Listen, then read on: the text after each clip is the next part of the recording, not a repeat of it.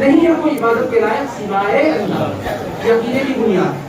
محمد رسول اللہ حضرت محمد مصطفیٰ صلی اللہ علیہ وسلم کے حضرت سیدنا غریب نواز یہی کی ہے. ہم آپ سے وابستہ ہوئے کلمہ پڑھنے لگے.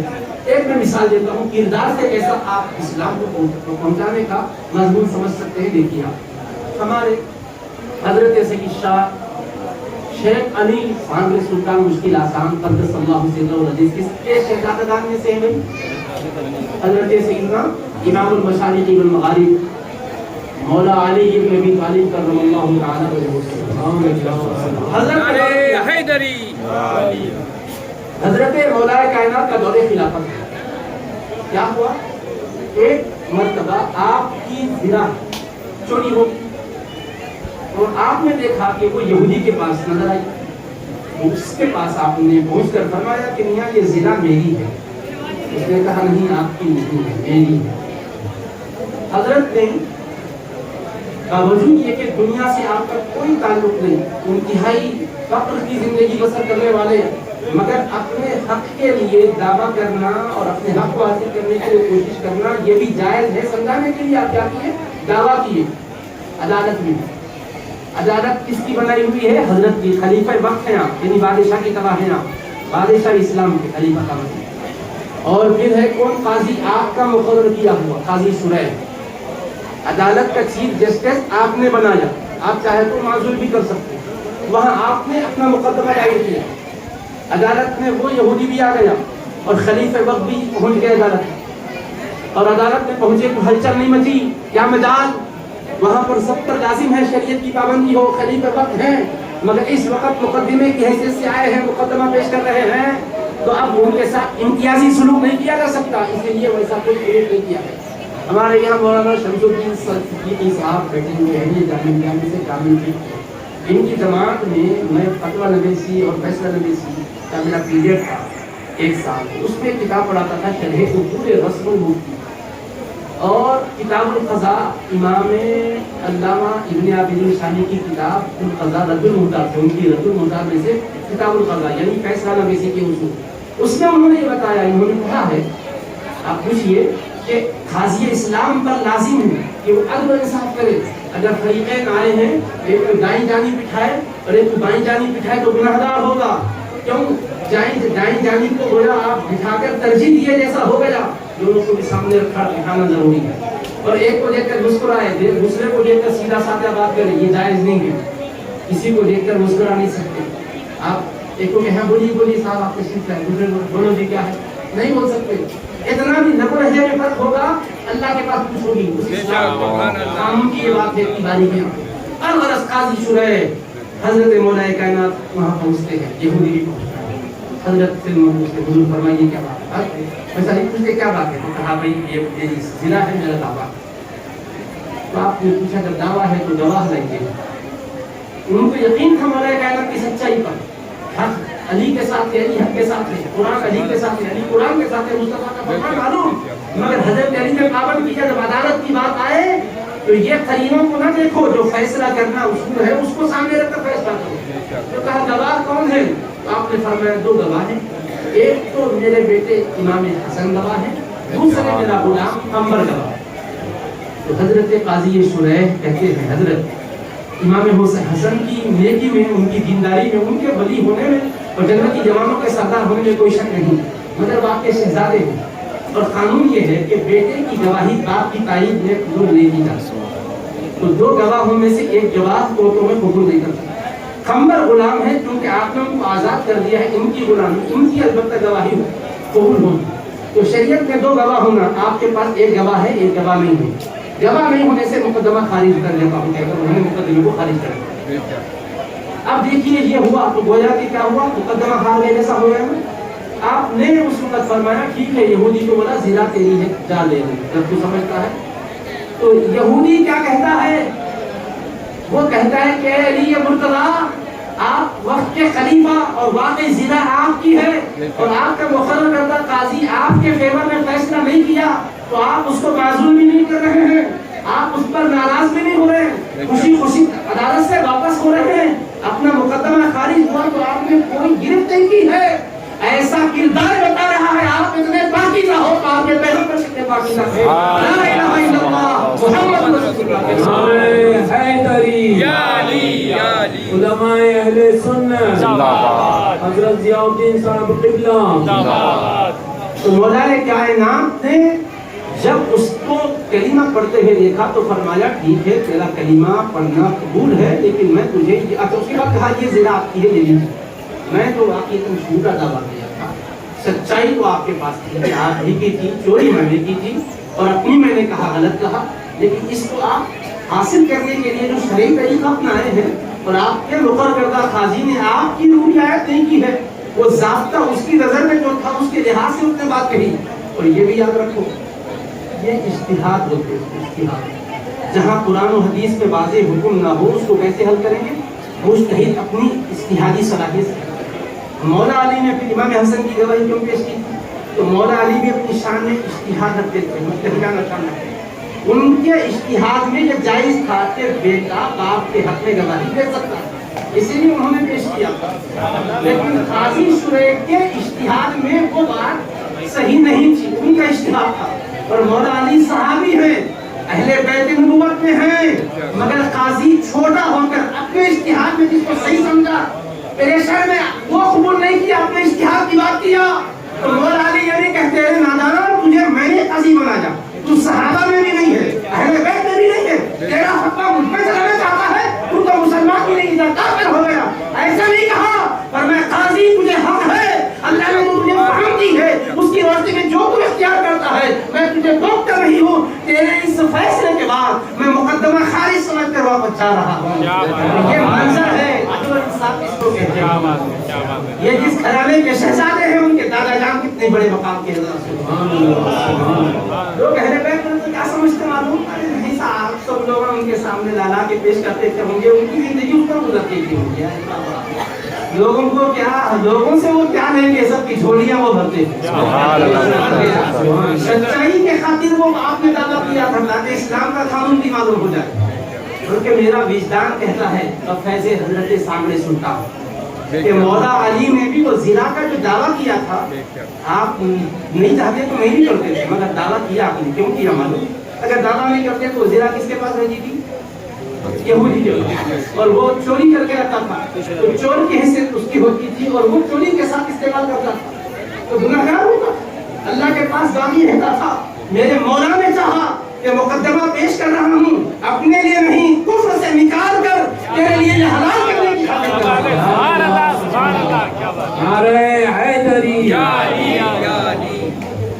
اسی وجہ سے حضرت جب مقدمہ پیش کروانے کے بعد انہوں نے جب کہا تو اپنا اجتہاد کہہ کر آپ نے پھر حجت نہیں کی، آپ نے کہا میرا مطلب صرف اتنا تھا کہ تیرے لیے راستہ کھول دینا، کھل گیا راستہ، جب دیکھ لیا کہ اس کے دل کی کھڑکی کھل گئی اور روشنی اندر گھس گئی، حضرت فرمانے لگے کوئی بات نہیں ہے، تو وہ کہنے لگا نہیں حضرت آپ کی سچائی پہ بھی مجھے یقین ہے اور آپ کے مقرر کردہ قاضی کے فیصلے پر آپ کا اعتراض نہ کرنا اور اس کو معذور نہ کرنا اتنی آپ کی بلندی کو بتاتا ہے، اتنی آپ کی عظمت کو بتاتا ہے۔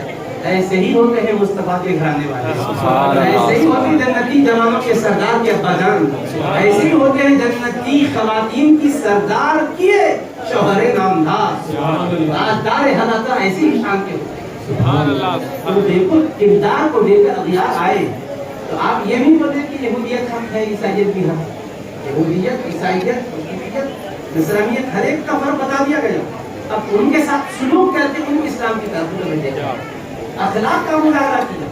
آپ کیا بھول گئے اس واقعے کو کہ ایک معرکے کے موقع پر ایک شخص حضرت مولا کائنات علی مرتضیٰ حیدر کرار کے ساتھ برسر پیکار تھا، حضرت علی مرتضیٰ کرم اللہ تعالی وجہہ الکریم نے اس کو پچھاڑ دیا، اور جب آپ اس کے سینے پر بیٹھ گئے اور اپنے مبارک ہاتھ میں شمشیر کو بے نیام کیا اور حیدر کرار کی وہ تلوار ذوالفقار چمک رہی ہے، اب چشم زدن میں اس کا سر تن سے جدا ہو رہا تھا کہ اس نے اپنے منہ میں تھوک جما کر کے آپ پر ڈال دیا، تھوک دیا، حضرت حیدر کرار نے اس کو چھوڑ دیا۔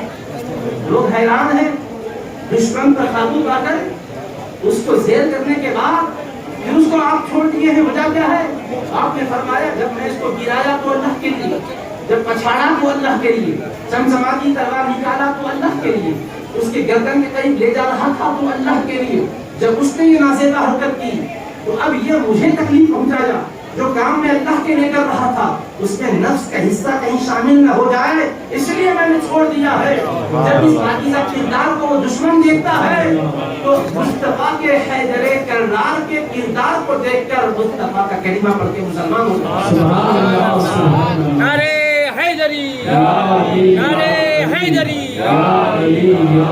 تو مطلب یہ ہوا کہ تلوار کافر کی گردن پر نہیں چلی، کفر کی گردن پر چلی، جاہل کی گردن پر نہیں، جہالت کی گردن پر چلی، مشرک کی گردن پر نہیں، شرک پر چلی، معاند کے اوپر نہیں، اناد پر چلی۔ کردار کا جلوہ دیکھنے کے بعد دشمنی چلے گئی، محبت آ گئی، کفر چلا گیا، اسلام آ گیا، گمراہی چلے گئی، دینداری آ گئی۔ یہ طریقہ آپ نے سیکھا حبیب پاک نے۔ امام الانبیاء سید المرسلین صلی اللہ علیہ وسلم کرنے کا اور طواف کے دوران ایک صاحب کونے میں ٹھہر کر دل میں سوچ رہے ہیں، بڑا اچھا موقع ہے طواف میں حضور، اگر میں سرکار کا سر انور تن اقدس سے جدا کر دوں تو یہ موقع بڑا اچھا ہے۔ یہ سوچ رہے تھے، سرکار دوارا مسلم طواف کرتے کرتے ان کے قریب سے گزرے، ان سے فرمایا دل میں کیا سوچ رہے تھے وہ لوگ؟ تو وہ اب فوراً پینترا بدل کے بولے میں اللہ کو یاد کر رہا تھا، تو اللہ کو یاد کر رہا تھا کہا تو مصطفیٰ مسکرائے، مسکرانے کا انداز بتا رہا ہے شیخ الاسلام امام محمد اللہ فاروقی بنی جامعہ ایک انداز کی سرزمین کی بزرگ ہستی، ناندیڑ جن کا جائے ولادت ہے اور جن کا جائے مثال حیدرآباد دکن ہے، وہ فرماتے ہیں کہ مسکرانا بتا رہا تھا کہ تمہارا چہرہ ہی پیش نظر نہیں ہے، دل بھی پیش نظر، چہرہ ہی نہیں دیکھ رہا ہوں، دل بھی دیکھ رہا ہوں۔ تم جو ہے انداز بدل کے بول رہے ہیں، دل میں اللہ کو یاد کر، اللہ کو یاد کر رہے تھے، مجھے تو تم شہید کرنے کا منصوبہ بنا رہے تھے۔ تو میرے آقا مسکرائے اور اس کے بعد اپنا دست اقدس سینے پر، اس کے بعد آقا گزر گئے تو کہتے ہیں دل سے جو تاریکی چیز ظاہر ہو گئی، دشمنی کی چھڑ گئی، محبت دل میں گھر گئی۔ حضرت شیخ سعدی کا شعر یہاں بانی جامعہ کوٹ کرتے ہیں، دوستاں راہ کجا کنی محروم، دوستاں راہ کجا کنی محروم، تو کے بعد دشمناں نظر دارے۔ یا رسول اللہ، آپ چاہنے والوں کو کیسے محروم فرماؤ گے جبکہ دشمنوں پر بھی ایسی نظر کرم فرماتے ہیں؟ جان کے دشمنوں پر بھی یہ کرم فرماتے ہو تو مصطفیٰ چاہنے والوں پر کتنا کرم نہیں فرماؤ گے؟ یہ حبیب پاک کے کردار کو دیکھ کر یہ شخصیت تشکیل پائی ہے۔ یہ جو اولیاء کرام کے مزارات نظر آ رہے ہیں، خلق خدا کا جو یہ دم گٹھا ہے، کون ہے جو ان کو بلایا ہے؟ سجاد صاحب نے دعوت نامے ہر ایک ادھر بھجوائے تھے کیا؟ ہمارے پاس بھی حضرت کو کوئی خاص لیٹر نہیں آیا، حضرت نے کیوں نہیں کیا دعوت؟ تو اب سب کے پاس کتنے کے پاس کال کریں گے؟ دعوت نامے خصوصی طور پہ کس کس کے نام شائع کریں گے؟ سب سمجھ رہے ہیں کہ سجاد صاحب کا دعوت نامہ آئے نہ آئے، قرآن کا دعوت نامہ ہر قرآن کہہ رہا ہے اللہ والوں سے محبت کرو، یا ایھا الذین آمنوا اتقوا اللہ وابتغوا الیہ الوسیلہ، اے ایمان والو اللہ سے ڈرتے رہو اور قرب الہی کے لیے وسیلہ تلاش کرو۔ یہ وسیلہ قرب الہی ہے، اس لیے قرآن کی دعوت پر آئے ہیں، سجاد صاحب کی دعوت پر نہیں آئے۔ سجاد صاحب کی دعوت پر آتے تو ان سے پوچھتے تھے حضرت جگہ ناکافی ہو رہی ہے، ذرا اور کچھ آگے کی جائے، لیکن سمجھ رہے ہیں کہ نہیں یہ جگہ جتنی بھی ہے اسی میں اللہ وسعت و برکت دے گا۔ اور واقعی آپ کے گھر پہ تنگ ہے، تنگ ہے، تنگ ہے، کہاں کی تنگ ہے صاحب؟ جو آئے بیٹھتے جا رہے ہیں، ٹھہرنے والے بھی ٹھہر کے اپنے محبت میں، اگر وہ بھی بیٹھنا چاہتے ہیں تو اللہ اس میں وسعت پیدا کر دے گا۔ کیوں آپ کو میں یہ کیوں سنا رہا ہوں؟ روایت میرے سامنے مینا ہے نا، مینا مکہ مکرمہ میں مینا عرفات منزل ہے۔ مینا کے بارے میں میرے آقا نے فرمایا مینا کی مثال ایسی ہے جیسے ماں کی بچے دانی، عورت کی بچے دانی کیسا ہوتی؟ ماں کی بچے دانی کی طرح۔ بچے دانی کیا ہوتی؟ جب حمل نہیں رہتا تو نارمل رہتی، جب حمل قرار پاتا ہے تو پھر وہ پھیلتی جاتی، پیٹ بڑا نظر آتا، پھر واپس پیٹ جاتا۔ تو میرے آقا کا ارشاد ہے کہ مینا بچے دانی کی طرح، جب لوگ آتے ہیں تو اس میں وسعت پیدا ہو جائے۔ سبحان اللہ، سبحان اللہ، تاکہ ادھر سے لوگ آ رہے ہیں، ادھر سمجھ آ رہے ہیں، وہ میں کوئی حدود وہی ہے لیکن وسعت و بے قراری کا ہی عالم ہے۔ اس زمانے سے آج تک ہوتا جا رہا ہے، قیامت تک ہوتا جائے گا، اور اس کے اندر اللہ نے وسعت و بے قراری رکھی ہے۔ میں اسی حساب پر اعتماد کر کے کہتا ہوں آج بھی اولیاء اللہ کے بازار جب دیکھو ہزار لوگ آتے اندر کا احاطہ کتنا بڑا ہے مجھے بتاؤ 50 آدمی بھی ٹھہریں گے تو شاید مشکل ہوگی مگر کتنے لوگ جا رہے ہیں آ رہے ہیں ہر ایک کو حاضر کا موقع ملا کیا کرتے ہیں بھائی صاحب کبھی سوچئے اپنے گھروں پہ بلا کے دیکھیے پریشان ہو جائیں گے آپ لیکن یہاں کیوں پریشانی نہیں ہو رہی ہے حضرت کے گھر پہ جائیں گے تو حضرت ذاتی طور پر اپنے دولت کرنے کا یہ نظم نہیں فرما سکیں گے یہ ان کی برکت جہاں ہے ان کے ساتھ جد احمد کی برکتوں میں یہ نہائے ہوئے ہیں جو انتظام کے اندر اپنی برکت کو رحمت کو پا رہے ہیں سمجھ رہے ہیں آپ اعتماد بھی اللہ کی ذات پر کیسا ہوتا ہے لوگوں کی نظر پر آنے سے کافی جگہ شادی معاملوں میں کچھ جگہ آئے تھے ایک ان کا چل رہا سر یہ پکڑو عزت نہیں ہے کوئی بولتا نہیں آج وزن ہوگا دیکھتے ہیں لوگ آگے میں سمجھانے کو لے رہا ہوں بتانے کے جتنا تعلق اندر کا بنتے رہے گا ویسے ہی کرتے نہاتے ہوں گے کرتے ہوں گے راستے کرتے اتنے اچھے نہیں تھے کھا کے آتے کبھی ہم یہاں سے نکلتے تھے تو یہاں سے نکلتے ختم کر اللہ کا ذکر کرتے پوچھنا نکلتے کوئی جب تک ہمارے آپ کے ساتھ پہنچتے اب اس کے بعد اس میں گاڑی چل رہی 10-20 کی رفتار اس کو کھاتے مزہ آتا تھا یعنی سڑک کشادہ ہو گئی تو آ رہے ہیں تنگ ہو گئی تو نہیں آ رہے نہیں ہے سڑک کی کشادگی یہ سڑک کی تنگی یہ شکستگی یہ اس کی خرابی یہ معنی نہیں رکھتی اور اللہ کی کشادگی دل میں ہے کہ دور ہمارے پیرو مرشد قبلہ بھی ہم فیض حاصل کرنے کے لیے آیا کرتے ہیں نادر سے حضرت قبلہ ابوالبرکات عارف باللہ سے خیرہ شاہ صاحب احتیاط کرے کو جدا جدا ہوتی ہے حضرت کے وہ زمانے میں اور تو کٹے ہی راستہ تھا اس کے بعد چلتے رہے گاڑی گھر میں آ رہے تھے کچھ لوگ بولے حضرت ہم تنہا میں جائیں گے تو کہاں ٹھہریں گے مریدی وغیرہ مطلب کہ پہلے سے کسی کو اطلاع نہیں کیا جانا چاہ رہے کرنے تو حضرت ایسا کیفیت میں کہہ رہے ارے ابھی حضرت بلایا نا اپنے کو سامنے سلطان پھر قاری سامنے سلطان مشکل آسان تو ہم ٹھہریں گے تو ابھی تو وہ کہتے ہیں کہ ناندیڑ سے 15-20 منٹ کا راستہ طے کیا حضرت ایسا فرمایا تو راستہ سیمنٹ دینا دیکھیں تو درگاہ کے سامنے گاڑی سبحان اللہ سبحان اللہ سمجھے سیدھی ظاہری میں آیا گیا وہ ولی ہے ولیاں ولیوں کے پاس آئے تو کیا ہوگا گناہگار تو حساب سے نواز میں جاتے وہ ان کے پاس دریا کے پاس سب جاتے ہیں ہر ایک کی سیلابی اپنے اپنے انداز سے ہوتی ہے فیض نبی تو عام ہے محروم پھر جو ہے جیسا ہے تو اللہ والوں کا میں یہ بتانا چاہ رہا ہوں کہ فیضان جو ہے علم و عرفان کا بھی ہوتا ہے عقیدے کی اصلاح کا بھی ہوتا ہے ہمارے ساتھی نے فرمایا میں عقیدے پر بھی موجود کرائیے پھر بات اس پر بھی آپ کی خدمت میں رکھا اور یہ بھی فیضان اولیاء کا حصہ الگ موضوع نہیں ہے یہ اسی کا حصہ ہی ہے الذین آمنوا وہ کام یہ وہ جو ایمان لائے اور وہ اپنے کی زندگانی بسر کرتے رہے اور کیا ہوتی ہے ان کے عقیدے میں کیا بات ہے وہ یہ اللہ کے نبی کو آخری رسول مانا اور وہ یہ عقیدہ رکھتے تھے کہ حضور پاک علیہ السلام اللہ کی عطا سے ہر چھوٹی ہوئی چیز کو ڈالتے ہیں دونوں نزدیکی چیزیں ڈالتے تھے سنتے لوگ سمجھتے ہیں یہ قومی جامعہ کا عقیدہ ہے یا حضرت امام احمد اللہ باقر بریلوی رحمۃ اللہ علیہ کا عقیدہ ہے ان کا عقیدہ بے شک مگر ان کا ہی عقیدہ نہیں ہے وہ عقیدہ ایسی طرح اہل سنت و جماعت کا ہی عقیدہ ہم سمجھنے کے لیے یہ حضرات آئے اور